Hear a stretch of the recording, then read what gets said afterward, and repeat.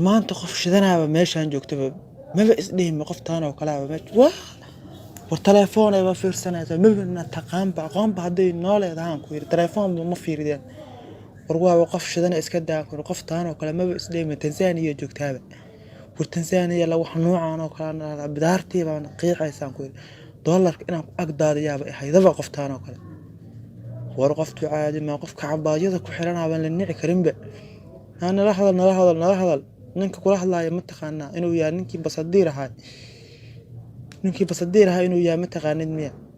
war qoftaan oo kale hadaan saa u taaftaan ku yiri caadi ma war waxa ku xiranaa maadeena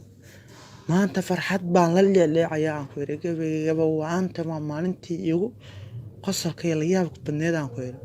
qoftaan oo kale dollarka basaal lagu agdaadiyaan ku yiri أنا صافي بلا قفتاني ما بنفهميسا waxay tan qof jiran miya